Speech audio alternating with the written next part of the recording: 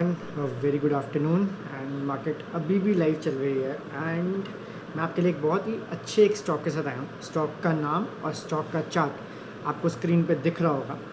Now in this video the objective first I explain you why I am into this video and what is the objective of this video. In this video I'll try to explain you that how you track some of these stocks at a bigger time frame, that is weekly or daily, weekly and monthly, and not focus on the noise which happens on the daily time frame. Yes, on daily time frame I call it as a noise because whatever is happening on a bigger time frame will only sustain on a smaller time frame.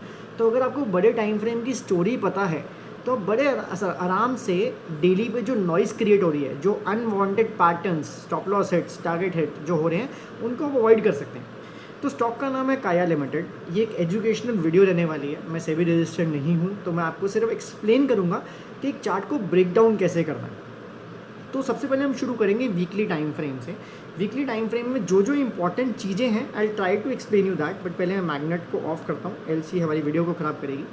अब आप देख सकते हैं मैंने यहाँ पे एक chart खोला है काया। आप देख सकते हैं यहाँ से लेके यहाँ तक ऑल दिस पीरियड में since July 2024 till now, till when, till 7 April 25 this chart remained below the key moving average. This is a 9 moving average, 9 MA है ये, simple moving average.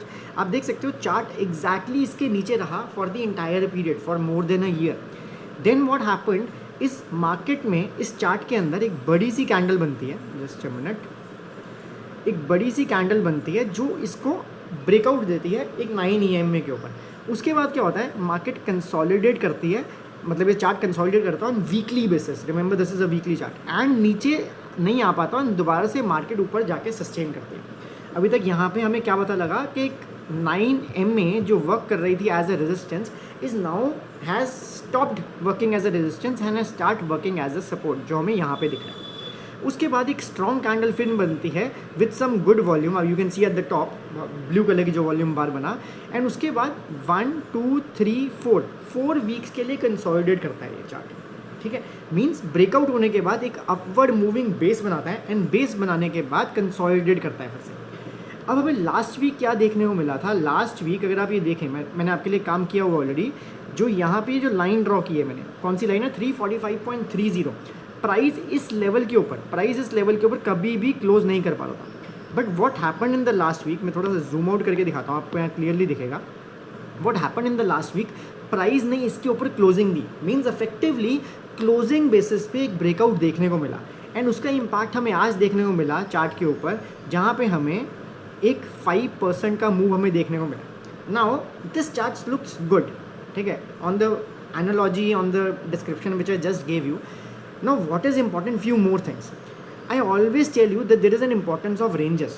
So if you see this blue box is the previous to previous month range, that is the April month range. The April box is the May month range. तो price ने यहाँ पे एक अच्छा breakout दिया था अपने April month के लिए, लेकिन आप देख सकते हो कि जो अप्रैल मंथ है, लास्ट मंथ है हमारा, लास्ट मंथ कौन सा, मई, जो लास्ट मंथ है, प्राइस वहाँ से एक रिजेक्शन लिया था उस हाई से। तो अगर आप देखो तो एक इंपॉर्टेंट लेवल आ रहा है जो पिछले मंथ का हाई है, that is around what place, that is around 371 rupees पे एक इंपॉर्टेंट लेवल है जो पिछले मंथ का हाई है, which can play an important role.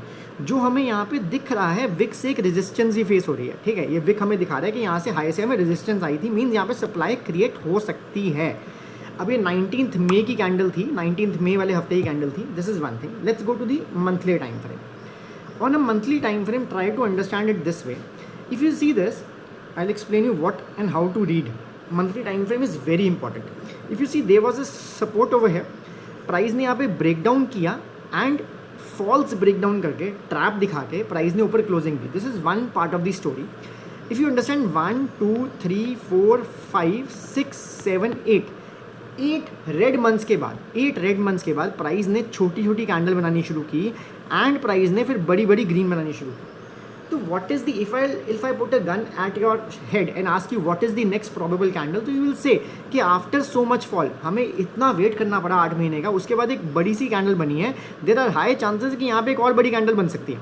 At least इस एरिया की 50% तक, ये जो रेंज दिख रही है हमें इसके एटलीस्ट 50% तक तो आएगी। तो अगर हम देखें तो इसका 50% क्या है, जस्ट अ मिनट, तो यहाँ पे हम क्या यूज़ करेंगे, हम यहाँ पे यूज़ करेंगे फिबोनाची का।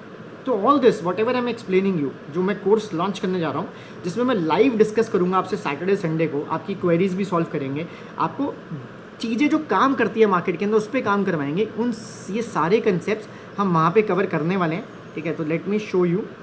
सो basically 50% level is 455 of this entire range, which range I am talking about, this range. So इस रेंज का 50% is somewhere over here 455 rupees. तो there are highly probable chances कि यहाँ से एक बड़ी सी मंथली कैंडल या नेक्स्ट मंथ में कैंडल बन के हमें वहाँ पे मिल जाए। और आप देख सकते हैं यहाँ पे एक इंपॉर्टेंट लेवल आ रहा है मंथली के ऊपर, जिस पे एक इंपॉर्टेंट रेजिस्टेंस भी फेस कर सकता है। And without surprise if you see, one more important thing, without surprise if you see, तो यहाँ पे आप देखो जो ये इंपॉर्टेंट लेवल आ रहा है वो ही पिछले मंथ का हाई लेवल भी जो मैंने आपको वीकली पे समझाया। तो this is how things get connected.